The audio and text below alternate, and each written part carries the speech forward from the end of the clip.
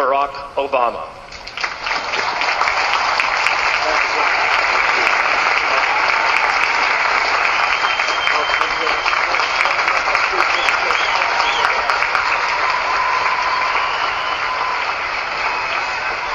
Hello, midshipmen. Well, thank you, Governor O'Malley, for your kind introduction and the great support that Maryland gives this academy. To Secretary Mavis, Admiral Greenert, General Paxson, thank you all for your incredible leadership of our extraordinary Navy and Marine Corps teams. To Vice Admiral Miller, thank you for the outstanding work that you do. To Captain Clark and all the faculty and staff. To the moms and dads who raised your sons and daughters to seek this life of service. To the local sponsor families who cared for them far from home. The members of the class of 1963, veterans who've guided these midshipmen along the way. Today is also a tribute to your support and your patriotism. And I know that the class of 2013 joins me in saluting your service as well.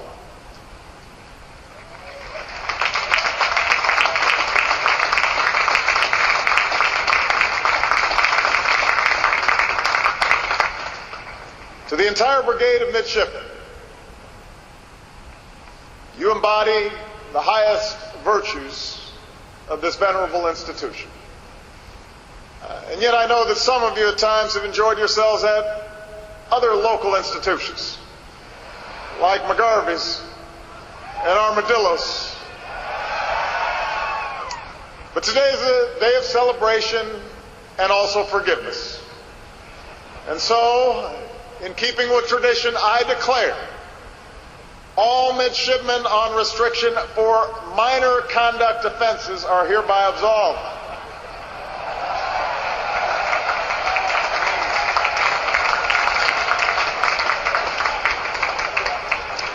As always, Admiral Miller gets to decide what's minor.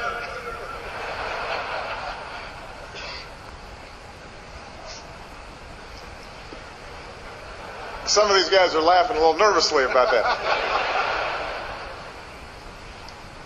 Obviously, most of all, it is wonderful to be able to celebrate this incredible class of 2013. This has special meaning for me as well because the United States Naval Academy was the very first service academy that I had the privilege to address as president.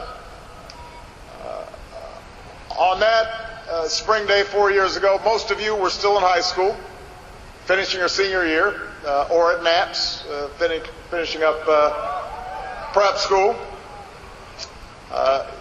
You were a little younger, and I was too. You had your entire Naval Academy experience ahead of you. I was already getting chest bumps from the graduates of 2009. Soon after, you came to the Yard and you got quite a welcome.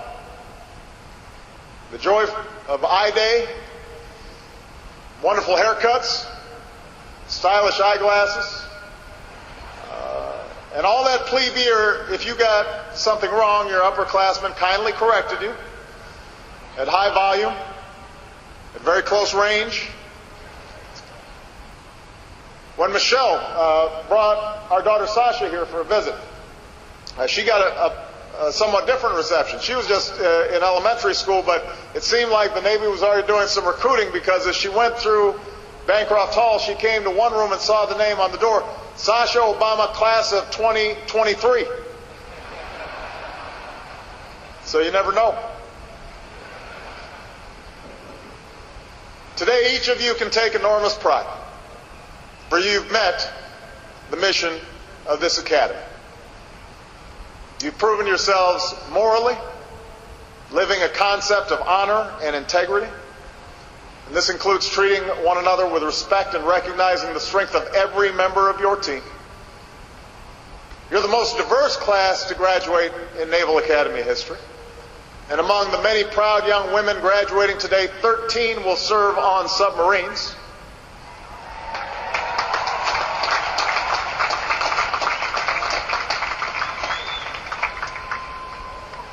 You've proven yourselves mentally. Now, I know that some think of this as just a small engineering school on the Severn. You've not only met its rigorous standards, you've helped this academy earn a new distinction, the #1 public liberal arts school in America.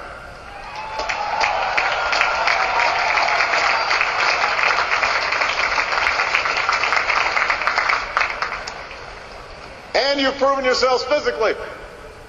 A Herndon climb of 2 minutes, 5 seconds.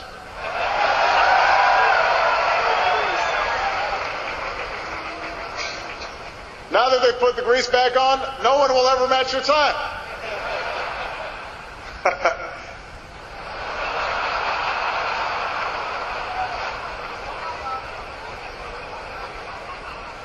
More importantly, last month I welcomed Coach Ken and the team back to the White House because you beat Air Force, you beat Army, and you brought the Commander-in-Chief's trophy back to Annapolis.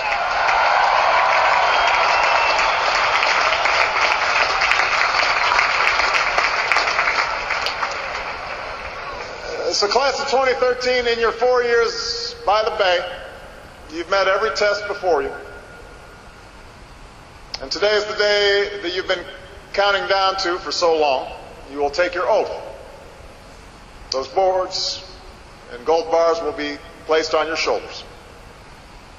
And as your Commander-in-Chief, I congratulate each of you on becoming our newest officers.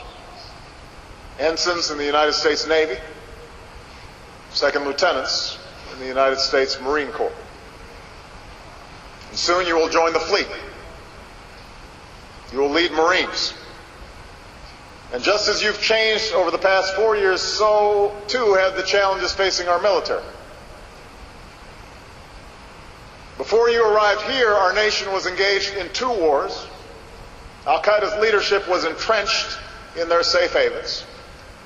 Many of our alliances were strained, and our nation's standing in the world had suffered. And over the past 4 years, we've strengthened our alliances and restored America's image in the world. The war in Iraq is over, and we welcomed our troops home. Thanks to our brave personnel, including our incredible Navy SEALs, we delivered justice to Osama bin Laden.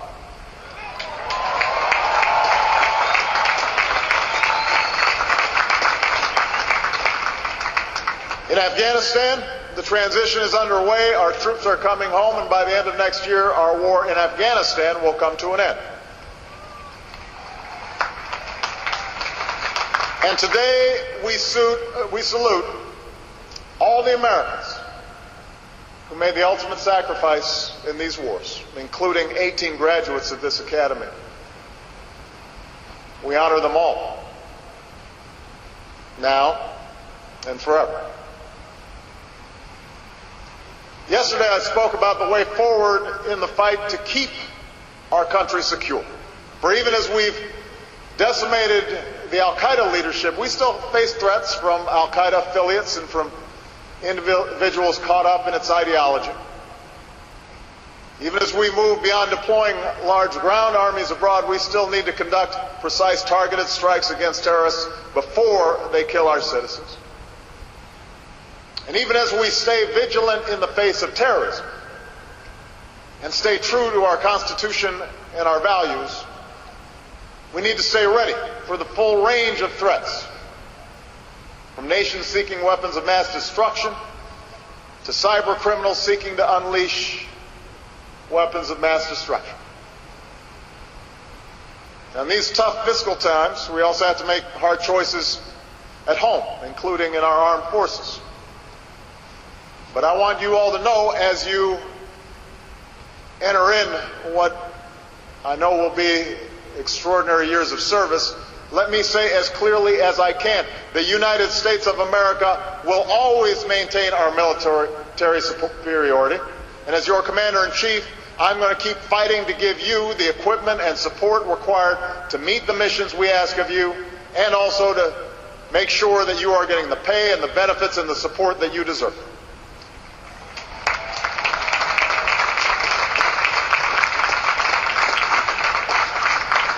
I'll keep fighting for the capabilities and technologies you need to prevail, and a shipbuilding plan that puts us on track to achieve a 300-ship fleet with capabilities that exceed the power of the next dozen navies combined.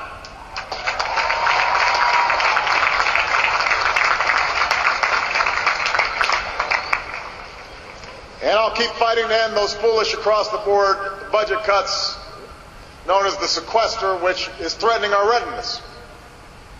With deficits falling at the fastest rate in decades, it's time for Congress to budget in a smarter way that protects middle-class priorities, preserves investments in our future, and keeps our military strong, because we have the best trained, best led, best equipped military in history, and I am determined to keep it that way, and Congress should be too.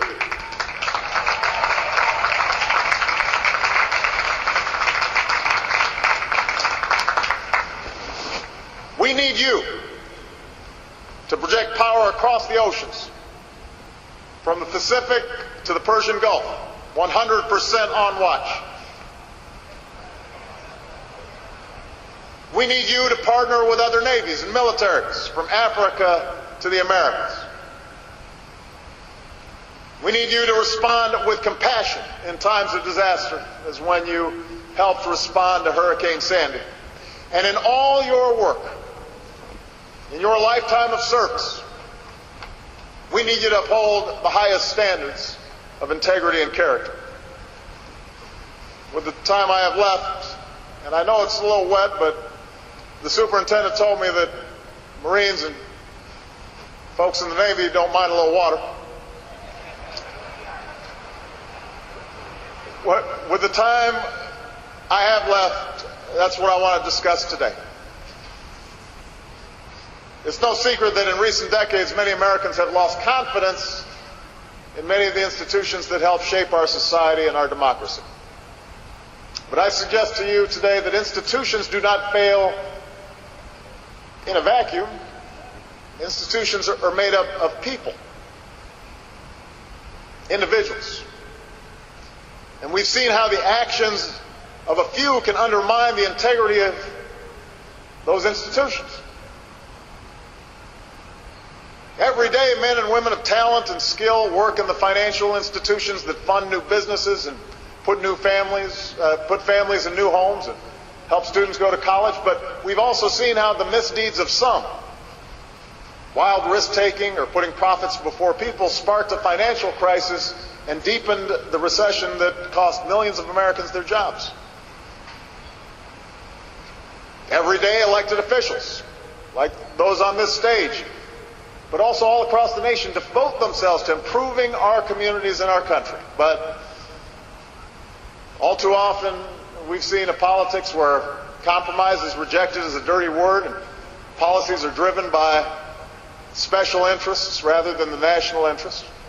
And that breeds a cynicism that threatens our democracy. Every day, our civil servants do their jobs with professionalism, protecting our national security and delivering the services that so many Americans expect. But as we've seen again in recent days, it only takes the misconduct of a few to further erode the people's trust in their government. That's unacceptable to me, and I know it's unacceptable to you. And against this backdrop, what I said here 4 years ago remains true today. Our military remains the most trusted institution in America. When others have shirked their responsibilities, our armed forces have met every mission we've given them.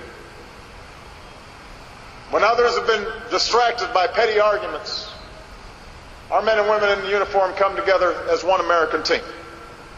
And yet, we must acknowledge that even here, even in our military, we've seen how the misconduct of some can have effects that ripple far and wide. In our digital age, a single image from the battlefield of troops falling short of their standards can go viral and endanger our forces and undermine our efforts to achieve security and peace. Likewise, those who commit sexual assault are not only committing a crime, they threaten the trust and discipline that makes our military strong. That's why we have to be determined to stop these crimes, because they've got no place in the greatest military on earth. So class of 2013, I say all this because you're about to assume the burden of leadership. As officers, you will be trusted with the most awesome of responsibilities, the lives of the men and women under your command. And when your service is complete, many of you will go on to help lead your communities, America's companies. You will lead this country. And if we want to restore the trust that the American people deserve to have in their institutions, all of us have to do our part. And those of us in leadership, myself included, have to constantly strive to remain worthy of the public trust. As you go forward in your careers, we need you to carry forth the values that you've learned at this institution, because our nation needs them now more than ever. We need your honor, that inner compass that guides you not when the path is easy and obvious, but when it's hard and uncertain, that tells you the difference between that which is right and that which is wrong. Perhaps it'll be the moment when you think nobody's watching, but never forget that honor, like character, is what you do when nobody's looking. More likely it'll be when you're in the spotlight, leading others, the men and women who are looking up to you to set an example. Never ask them to do what you don't ask of yourself. Live with integrity and speak with honesty and take responsibility and demand accountability. We need your honor and we need your courage. Yes, the daring that tells you to move toward danger when every fiber of your being says to turn the other way, but even more than physical courage, we need your moral courage. The strength to do what's right, especially when it's unpopular. Because at the end of the day, and at the end of your career, you want to look in the mirror and say with confidence and with pride, I fulfilled my oath. I did my duty. I stayed true to my values. We need your honor and courage, and we need your commitment.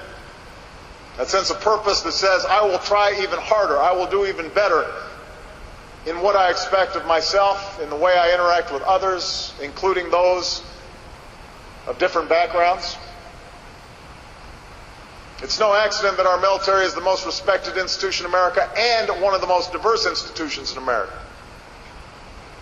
So recognize the dignity in every human being. Treat one another with respect. Remember that when we harness the talents of every man and every woman from every race and every religion and every creed, no nation can ever match us. And finally, we need your resolve. The same spirit reflected in your class motto, surrender to nothing.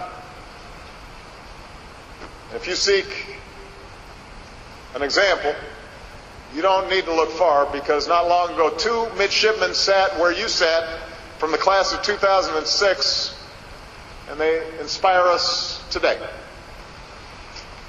Here at the Academy, Brad Snyder was the captain of the swim team. He deployed to Afghanistan, and while rushing to the aid of his teammates, he stepped on an IED and lost both his eyes. With the support of family and friends, Brad learned to feel his way and move again, and before long he was back in the swimming pool where he said, I'm free. Then just 1 year later, Brad competed at the London Paralympics and won 3 medals, including 2 golds. And when Michelle and I welcomed our U.S. Olympians to the White House, Brad joined us, standing tall right in front, and he said, overcoming adversity is a decision. You can let that beat you, or you can make the decision to move forward. Here at the Academy, Matt Lampert was on the rowing team. He deployed to Afghanistan with his Marine Special Ops team, and as they entered a compound, an IED exploded and Matt lost both his legs. He endured a long and painful recovery, but with his new legs, he learned to walk again. He practiced, he trained, and then he passed his physical tests and deployed to Afghanistan again, a double amputee back in the fight. And Matt recently completed his tour. He is back home, and he's looking ahead to many years of service. And reflecting on his journey, his mission to return to his unit, he said he was determined however long it was going to take. So class of 2013, I cannot promise you a life of comfort and ease, for you have chosen an ancient path, the profession of arms, which carries all the perils of our modern world. And just as classes before you could not know that they would find themselves at Coral Sea or Midway or Fallujah or Helmand, we cannot know sitting here today where your service will carry you. But I do know this. As you say farewell to Bancroft Hall, as you make your way down Stribling Walk one last time, you're becoming the newest link in a storied chain. As I look into your eyes today, I see the same confidence and the same professionalism, the same fidelity to our values of those who've served before you. The Jones and Nimitz and Lejeune and Burke and, yes, the Snyder and the Lampert, Americans who surrendered to nothing. And I'm absolutely confident that you will uphold the highest of standards and that your courage and honor and your commitment will see us through, and that you will always prove yourselves worthy of the trust our nation is placing in you today. So congratulations, class of 2013. God bless our Navy. God bless our Marine Corps. God bless our armed services. God bless these United States of America.